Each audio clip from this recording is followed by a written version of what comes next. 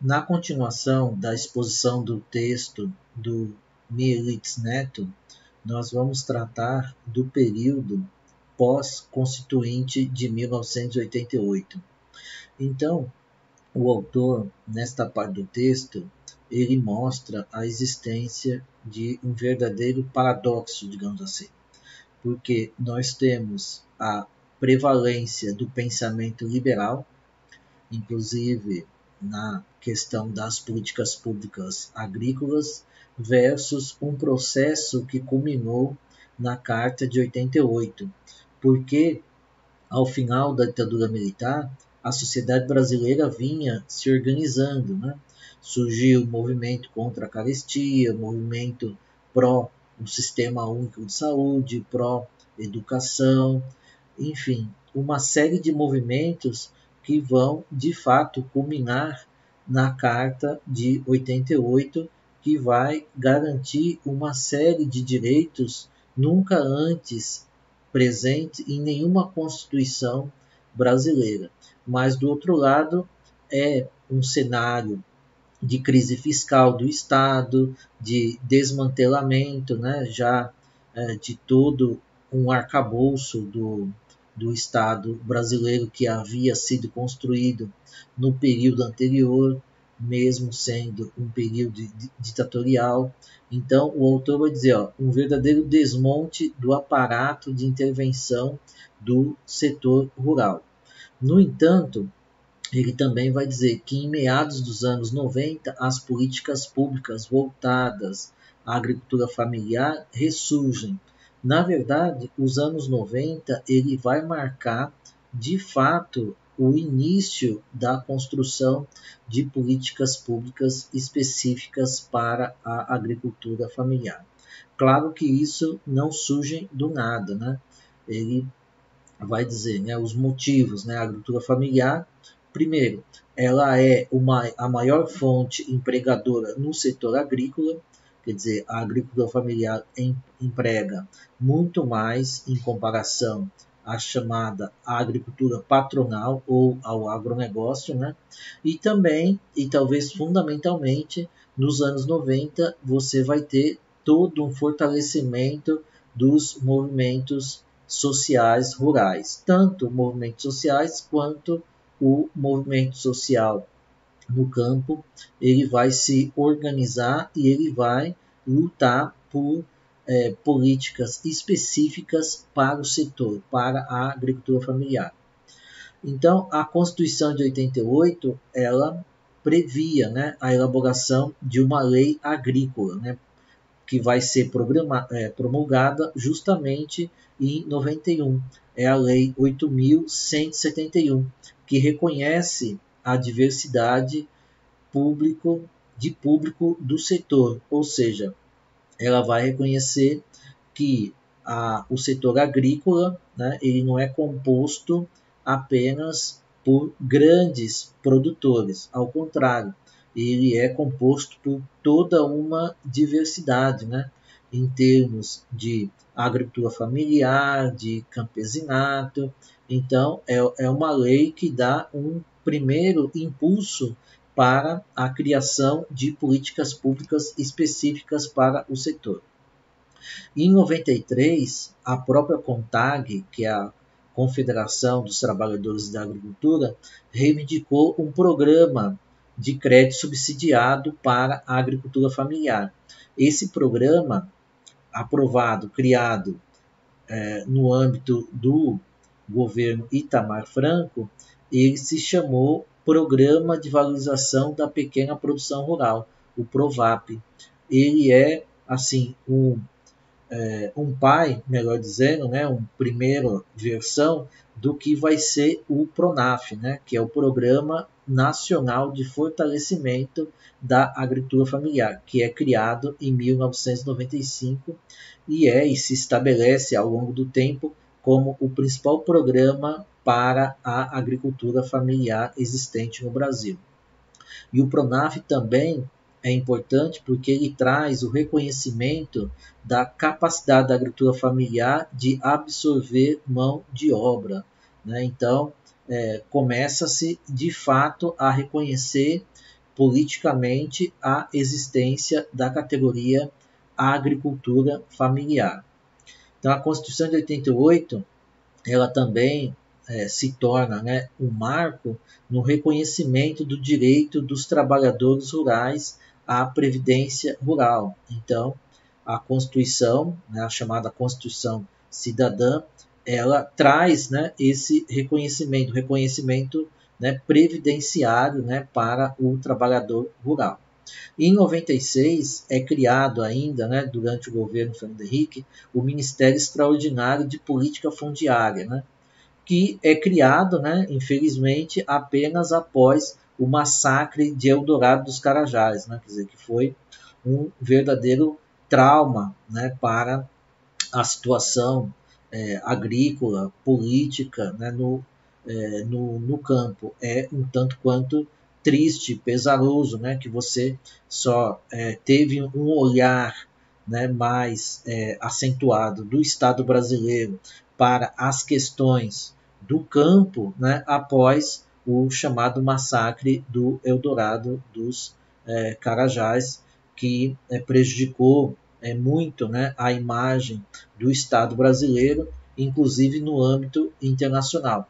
Então, impulsionado, né, por esse momento infeliz, né, um dos momentos infelizes, né, da nossa história, e todo um processo de organização, né, dos movimentos sociais e sindicais no campo, o governo Fernando Henrique ele foi obrigado a organizar um ministério específico, né, para o setor da agricultura familiar.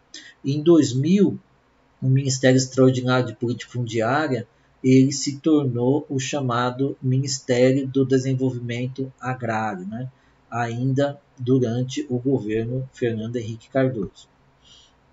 Então, o autor diz: várias iniciativas formais são tomadas sem que, no entanto, resulte em mudanças substantivas, seja no alcance das políticas de fomento, seja nas ações fundiárias. Então, o autor está dizendo que, durante o governo Fernando Henrique, ele foi obrigado, né, a mudar a sua estratégia, né, para o campo, para a agricultura familiar, né? No entanto, o que foi feito durante o governo Fernando Henrique não redundou em uma mudança estrutural, né, para o setor, né? Ele implementou apenas algumas mudanças, digamos assim, paliativas, né, como é o caso da criação do Pronaf, né, no início do governo Fernando Henrique, e, melhor dizendo, da vida, né, do Pronaf, ele nunca foi um programa, né, substancial, ele sempre recebeu, né, aportes, recursos, né, de forma muito baixa e, portanto, insuficiente. O Pronaf só vai se tornar mesmo um programa importante para a agricultura familiar durante o governo Luiz Inácio Lula da Silva, né? Então, o autor ainda vai dizer, os movimentos sociais são deixados de lado, até mesmo criminalizados. Então, durante o governo Fernando Henrique, você vai ter todo um processo, inclusive, de criminalização, né, dos movimentos sociais. Então, é o chamado, o autor denomina de padrão Lampedusa, que é a referência a um livro do escritor italiano, né? O livro se chama O Leopardo e fala do processo de unificação da Itália, né? E o nome do escritor é justamente Lampedusa, né? Neste livro, em certa altura, um dos personagens diz lá para o protagonista do livro: é necessário mudar para deixar tudo como está. Então, o padrão Lampedusa, voltando aqui para a questão da agrícola, né, no Brasil, é uma referência ao que o governo Fernando Henrique fez, né? Ele mudou alguma coisa, mas para deixar tudo como está, quer dizer, não houve uma mudança estrutural significativa no campo durante o governo Fernando Henrique, embora houve algumas novidades, né, como, por exemplo, o Pronaf, o Ministério do Desenvolvimento Agrário e outros fatores, outras questões, né? Mas não houve uma mudança estrutural. Então, a existência de dois ministérios para tratar as coisas da agricultura causou espanto, né? Então, o governo Fernando Henrique ele cria, né, o MDA, mas, né, fornece todo o aporte, todos os recursos, ou os principais recursos, para o MAPA, né, que é o Movimento da Agricultura e Pecuária, que é o movimento que vai, né, cuidar dos interesses do agronegócio. De qualquer forma, o PRONAF ele tem um mérito político, né, porque ele reconhece, né, a agricultura familiar como, de fato, uma categoria, e tendo o reconhecimento da categoria, a gente pôde, né, pensar em políticas públicas específicas para a agricultura familiar, né. Os agricultores familiares, né, então, são atores, né, com poder de influenciar e reivindicar políticas públicas, né. Então, tudo isso dependeu do reconhecimento da categoria agricultura familiar, né, para a reivindicação de políticas públicas específicas, e houve, como já colocado, né, essa divisão aí o reconhecimento, né, da divisão do setor, né. Então, o MAPA, o Ministério da Agricultura, né, ficou aí a cargo dos interesses do agronegócio, e o MDA, o Ministério do Desenvolvimento Agrário, a cargo dos assuntos da agricultura familiar, e que passa a ser, né, e na verdade sempre foi, uma convivência bastante desarmônica, né, quer dizer, há conflitos, né, entre o MAPA e o MDA claríssimos. Então o governo Fernando Henrique, né, trouxe a novidade institucional dos dois ministérios, do PRONAF, e algumas ações de natureza fundiária. Porém, o autor vai dizer, suas práticas, pela dimensão que alcançaram, pouco as diferenciaram do período anterior, ou seja, não houve uma mudança significativa estrutural. Responderam a demandas específicas e foram resultado de pressão política, né, dos sindicatos, dos movimentos sociais, e não de um programa de desenvolvimento, né? Então, o governo Fernando Henrique agiu no setor, né, impulsionado, né, pelos acontecimentos e pela organização dos movimentos sociais e não por iniciativa própria. Já o governo Lula, né, o autor vai dizer, houve uma nova aliança de interesses e agrupamentos políticos, né? Então ele vai dizer que apesar, né, dessa nova aliança, durante o governo Lula, as rupturas radicais com o modelo do passado imaginadas pelos antigos aliados e temidas pelos adversários, acabaram por não acontecer.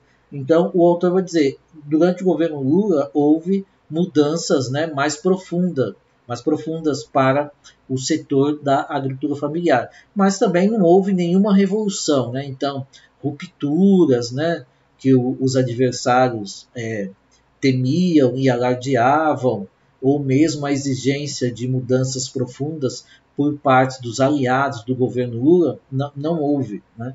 Embora tenha havido mudanças muito mais significativas do que aquelas vistas durante o governo Fernando Henrique Cardoso. Então, o próprio autor vai dizer, no entanto, houve mudança em termos de política agrícola, né? Então, houve toda uma reestruturação do Ministério do Desenvolvimento Agrário, né? Inclusive a criação do Ministério Extraordinário de Segurança Alimentar e Combate à Fome. Então, o governo Lula, né, principalmente no seu início, né, ele vai enfatizar o chamado Programa Fome Zero. Houve, né, a criação e desenvolvimento, né, do Conselho Nacional de Segurança Alimentar e Nutricional, né, quer dizer, o MDA passa a ter uma nova funcionalidade, ele vai se dedicar de fato aos assuntos da agricultura familiar. O MAPA foi cada vez mais direcionado para as necessidades do agronegócio. Então, o governo Lula ele vai, né, cristalizar, vai tornar até mais profunda, né, a existência da dualidade funcional dos dois ministérios, né? O MAPA, né, vai promover, né, a competitividade do agronegócio em benefício da sociedade brasileira, né, porque é um grande setor, na verdade, exportador, né? E o MDA vai se voltar principalmente ao combate à pobreza rural, a segurança alimentar, a geração de renda e a agregação, né, de valor e sustentabilidade. Então, dentro do Estado brasileiro, você vai acentuar, né, a existência e as diferenças, né, funcionais desses dois ministérios, um voltado para o agronegócio e outro para a agricultura familiar, né? Então, o governo Lula ele aprimorou, né, os instrumentos de intervenção dos dois ministérios, e ele vai, né, direcionar mais recursos, né, para os programas da agricultura familiar, né, sem deixar de beneficiar, né, mais e mais, né, o setor do agronegócio, né? Então, o governo Lula vai adotar essa postura, né, essa política da gangorra, digamos assim, né, favorecendo, criando políticas e aprofundando, né, as políticas para a agricultura familiar, mas sem deixar, por outro lado, de privilegiar mais e mais também, né, o chamado agronegócio.